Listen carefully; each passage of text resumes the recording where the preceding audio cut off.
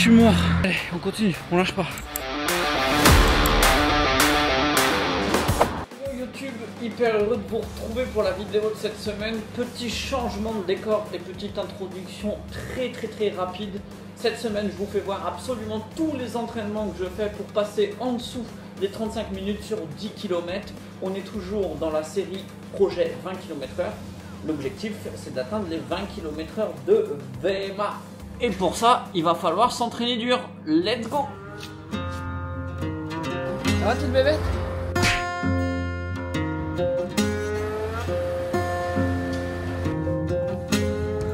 Tu vas où? Nous allons dans le sud, à Sainte-Maxime, à côté de Saint-Tropez. C'est Saint-Tropez. Je sais qu'on dit Saint-Tropez.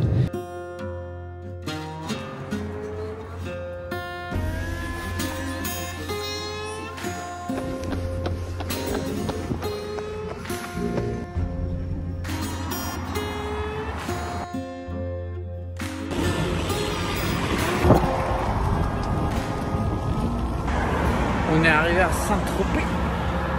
Let's go. Tu fais là. Fais là. Fais là.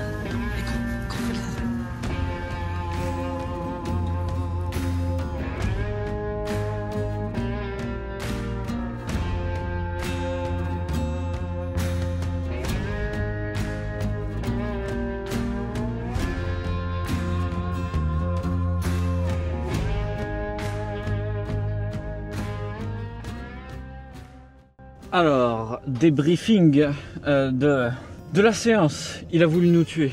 Il a voulu nous tuer, surtout que là, on est en train de descendre l'endroit où on a couru. Donc, on a fait 1000 mètres pour l'échauffement. Ensuite, on a fait... qu'est-ce qu'on a fait? On a fait des drop down, donc juste la partie au sol du burpees sans le saut.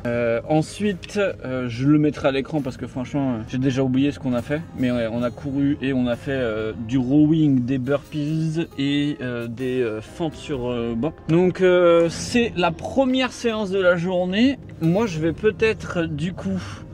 switcher la séance de cet après-midi parce que j'avais prévu 10 fois 30 secondes de sprint en côte, mais là on a déjà fait de la côte, alors du coup on va peut-être changer. Non mais franchement trop cool, c'est vraiment super sympa. Je pense qu'on va aller à la... Du coup tout le long où on est à Sainte-Maxime, on va aller à la salle de CrossFit. C'est beaucoup plus amusant de le faire en groupe et tout, et puis en plus de ça l'ambiance elle est sympa, donc voilà. Mais 2 séances par jour là, la semaine elle commence bien. Il va pas falloir qu'on se crame pendant les 3 semaines de vacances dans le sud, parce que sinon ça va se transformer en stage. Je vais faire 15 heures de sport par semaine, ça va être costaud. Bon, on va chercher les cours et puis on se retrouve pour la séance de cet après-midi. Ciao la team.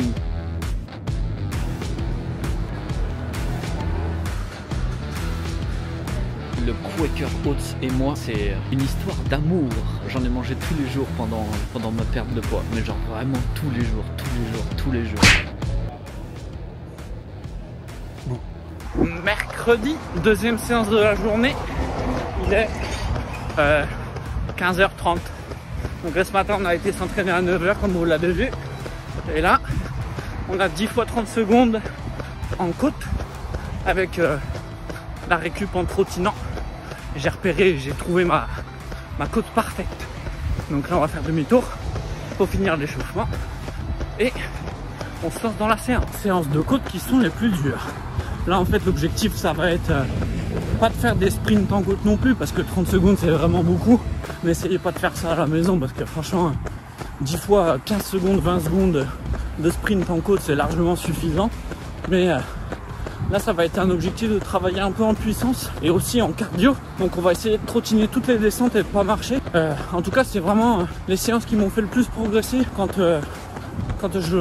j'ai commencé la course à pied, parce qu'en fait quand on est un ancien obèse comme moi, en fait nos jambes sont habituées à porter lourd, mais elles sont pas forcément musclées et habituées à ce genre d'exercice. Et donc en fait, attendez, on va faire demi-tour. Et donc en les habituant à ce genre d'effort, on développe d'autres fibres musculaires qui sont beaucoup plus rapides, qui vont vraiment nous aider à développer de la puissance, de la relance, de l'explosivité et bon voilà, quelque chose de très bien. Allez, on s'y retrouve.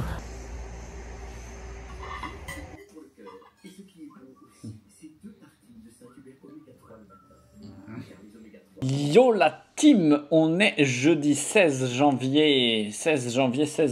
Là ça fait mardi et mercredi que je double, donc c'est-à-dire une séance le matin, une séance le soir, une séance le matin, une séance le soir. Je commence déjà à le sentir. Je suis un peu fatigué mais c'est normal. On va faire notre petite séance d'endurance fondamentale tout à l'heure, puisque depuis ce matin je suis sur le débriefing des coachés. Donc je suis plutôt très content. La phase la plus difficile de la prépa et de l'année, c'est maintenant, hein. Il fait froid, personne n'a envie d'aller courir, mais ça se passe plutôt bien. Au niveau des séances et tout, c'est même vraiment de mieux en mieux au niveau de la gestion des allures, donc ça je suis vraiment content. Là par exemple, on a Marjorie qui prépare une course avec moi et qui est sur une séance de 3 x 5 x 200 mètres, donc 3 km d'intensité en tout. Et ça se passe bien, les allures sont respectées, les temps de maintien aussi. Là c'est le petit questionnaire que je fais faire à tout le monde après la séance. Là on a les consignes, tac, comme ça, avec absolument tout ce qu'il faut faire, les allures, tout. Et ensuite, il y a le graphique qui nous permet de voir vraiment une constance d'allure parfaite au fur et à mesure des répétitions, aussi sur la cadence de pas où c'est vraiment très bien. C'est exactement comme ça que j'ai construit l'accompagnement en fait, hein, parce que je me suis rendu compte d'une chose, c'est que la plupart du temps, on ne sait pas trop quoi faire, on ne sait pas quelle séance faire, à quelle allure les faire, comment les réaliser, comment savoir si on n'a pas poussé trop ou si on n'a pas fait pas assez. Et la plupart du temps, ce qui se passe, c'est que les coachs envoient des séances comme ça à l'arrache. Donc, juste, par exemple, 20 minutes d'échauffement, 10 x 30 secondes, en zone 5, basta. Et il n'y a rien d'écrit. Et donc, en fait, s'il n'y a rien d'écrit, c'est tellement difficile en tant que coaché, en tant que coureur, de se dire bah ok, je dois faire ça, parce qu'en fait il n'y a aucune explication. Donc s'il n'y a aucune explication, moi je suis désolé mais je suis pareil en fait. C'est à dire que si tu m'expliques pas pourquoi je dois faire ça, je vais pas être motivé du tout à le faire. Je vais pas comprendre l'intérêt et du coup je vais pas être assis. Et du coup depuis que j'ai créé l'accompagnement et que je fais ça, c'est-à-dire de mettre vraiment des explications sur le cycle de l'entraînement,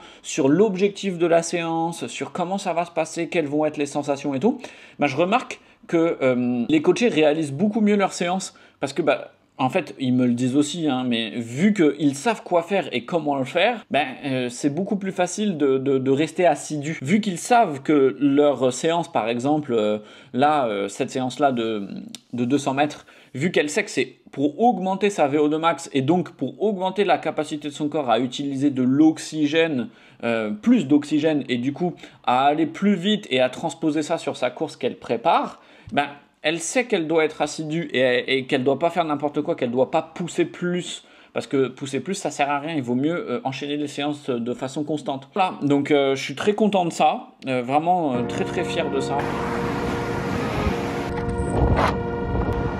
Impossible d'avancer, mais bon, moi ça aura la résistance.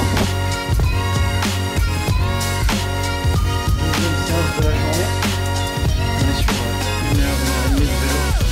Je sais pas trop encore combien de temps je vais faire, on est à 51 minutes là.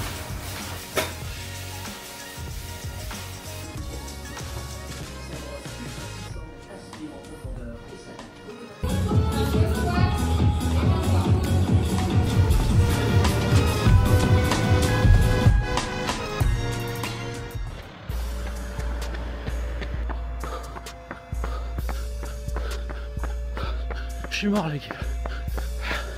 Je suis mort mais je lâcherai pas. Oh putain.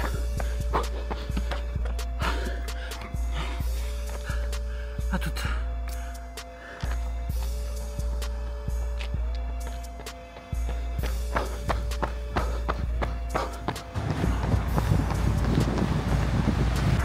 Yo la team, on est samedi matin. 11 km d'endurance fondamentale l'après-midi, un peu de vélo pour faire tourner les jambes et continuer de travailler l'endurance, ça fait du bien. Ah vraiment c'est vraiment cool là. Point. Le cadre est pas trop dégueu, c'est vraiment pas... Attendez, on va s'arrêter là. 2 secondes. Hop là. D'ailleurs oui, on s'en fout que vous vous arrêtiez un peu pour regarder le paysage. C'est absolument pas grave. À chaque fois que je filme pour YouTube, j'essaie de faire court parce que je suis tellement habitué à faire des réels sur Insta que j'ai l'impression que j'ai pas beaucoup de temps. Mais en fait, j'ai tout le temps du monde sur YouTube, c'est trop bien. Alors, pour vous expliquer un petit peu, l'objectif là, avec l'entraînement que l'on est en train de faire, pour rappel, j'ai comme pour objectif de faire sub 35 minutes aux 10 km vers le mois de avril-mai. Il faut encore qu'on regarde quelles courses on fait, parce qu'il y en a plusieurs, mais j'ai pas envie non plus de me déplacer genre hyper loin. À force, c'est pas très écologique quoi. Donc on va essayer de trouver une belle course. Oh, il y a la côte. Aïe aïe aïe aïe aïe. Donc voilà, essayer de trouver une belle course vers le mois de avril-mai. Et donc là, vu qu'on est en janvier, je suis encore en phase de développement de ma vitesse et d'augmentation du volume, mais très progressif. Donc en fait, j'ai pas tant de volume kilométrique dans les jambes là. Je suis à peu près à 55 km par semaine. Mais l'objectif, c'est vraiment d'enchaîner les séances d'endurance fondamentale comme ça, où je suis capable de parler avec vous et tout, sans souci, pour augmenter la capacité d'absorption de mon corps, de développer les mitochondries, la densité capillaire, etc. etc. Et ensuite, grâce à ça, trouver l'équilibre avec les séances de qualité. Et en fait, c'est exactement ça aussi que vous devez faire, et que j'ai l'impression que beaucoup de monde a du mal à faire, c'est de jauger le volume de qualité qu'ils peuvent faire par séance et par semaine. Alors, généralement, moi, ce que j'essaie de faire, c'est de me donner des petites briques. Donc, en gros, par exemple, sur une séance de VMA, vitesse, attendez, je vais dire bonjour aux coureurs quand même. On reste poli.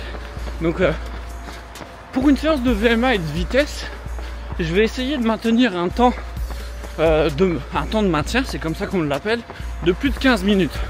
Mais je vais essayer de ne pas aller au-dessus des 30 minutes.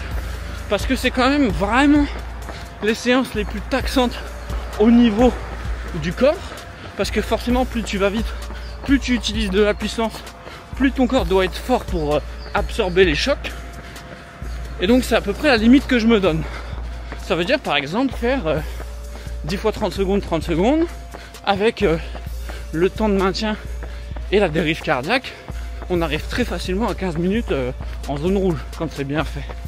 Et pour par exemple des séances un peu plus sur piste, on va pouvoir faire des répétitions de 400 mètres avec 45 secondes, une minute de récup, et ça va aider à maintenir un temps en zone cardiaque vraiment élevé, et ça va aussi du coup permettre de développer la VO2 max. Mais pour ça, il faut vraiment connaître sa VMA déjà, et d'ailleurs il y a une vidéo sur la chaîne qui va sortir, parce que là on est sur les contenus vlog, on n'est pas trop sur les contenus éducatifs, même si je vous donne des tips H24 en fait. Mais l'objectif avec par exemple une séance comme 10 fois 400 mètres avec une minute de récupération, ça va être vraiment d'avoir un temps de repos assez court pour garder le cardio vachement élevé et pouvoir du coup travailler dans une zone qu'on ne serait pas capable de maintenir autant de temps. Pour rappel, la VMA, quand on est à 100% de notre VMA, on tient à peu près 6 minutes. 6-9 minutes pour les personnes les plus endurantes qui ont un profil endurance. Donc, il faut quand même être assez intelligent et ne pas se cramer. C'est pour ça qu'on fait des intervalles, parce que du coup, grâce aux temps de récupération qui sont courts, on peut maintenir une vitesse élevée et surtout aller au-delà des 6 minutes, 9 minutes du temps de maintien de VMA. Donc c'est exactement ça, c'est exactement là où moi j'en suis. Par exemple en début de semaine, on a eu un 10 fois 30 secondes en côte, comme vous avez pu le voir. La semaine dernière, on a eu des 500 mètres, 400 mètres, 300 mètres, 200 mètres. des 2 minutes, 2 minutes, des 1 minute 30, 1 minute 30, enfin voilà. Il y a plein de choses à faire. Et ensuite, on va se diriger vers des séances un peu plus tournées vers la résistance au seuil, ce qui va nous permettre de gagner en efficience de course à l'allure objectif, mais à notre corps de mieux recycler le lactate. Mais ça sera le sujet d'une autre vidéo. Allez, moi je continue. J'espère que je ne vous ai pas embêté avec ça parce que je suis tellement à fond dedans et je suis tellement passionné que limite je pourrais parler des heures en courant comme ça. Mais bon, allez, cette fois-ci ciao la team. On se retrouve tout à l'heure.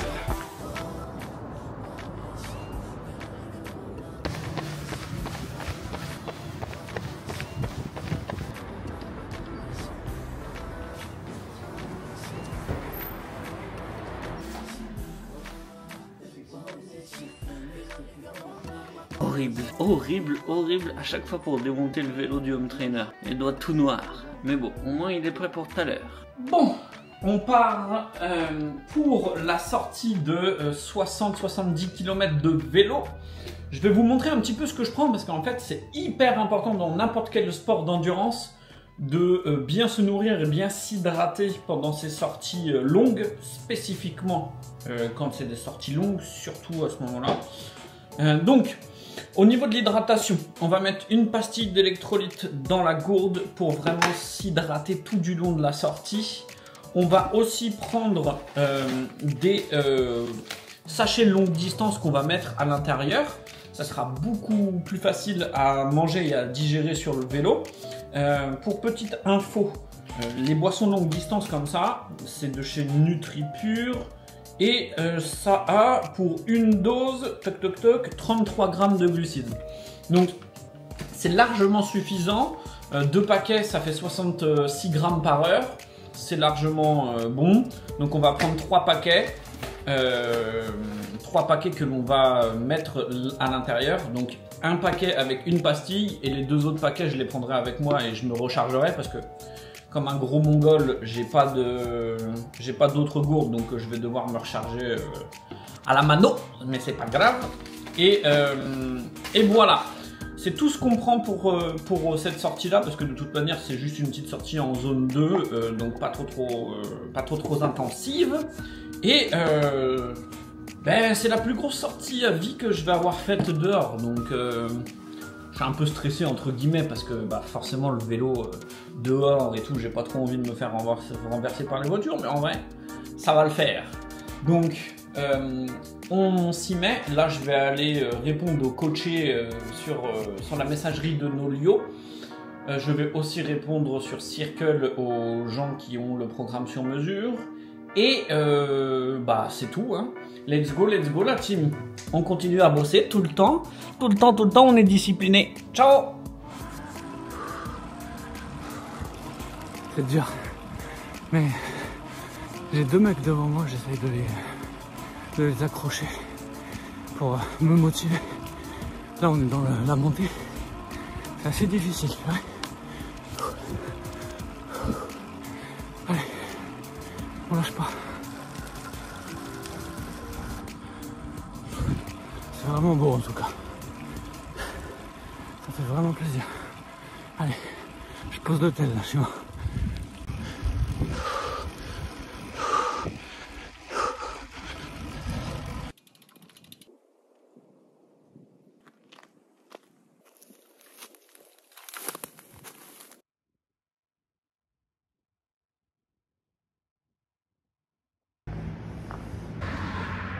Putain, je suis mort. On est à la fin de la première rep.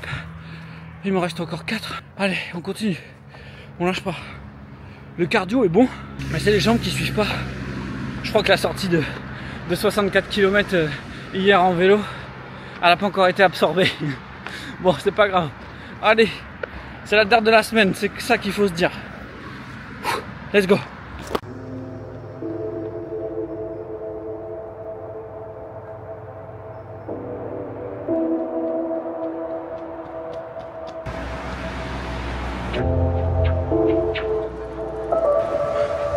Finito. Semaine finito. Finito. 60 km de course à pied, 123 de vélo, 2 heures de renfo. Cool. À la semaine prochaine, la team. La semaine prochaine, je parlerai un peu plus des séances de VMA. Vraiment pour vous faire voir comment je l'ai fait et comment vous aussi vous devez les faire. Allez, un petit like pour soutenir la grosse séance. Ciao, à la semaine prochaine.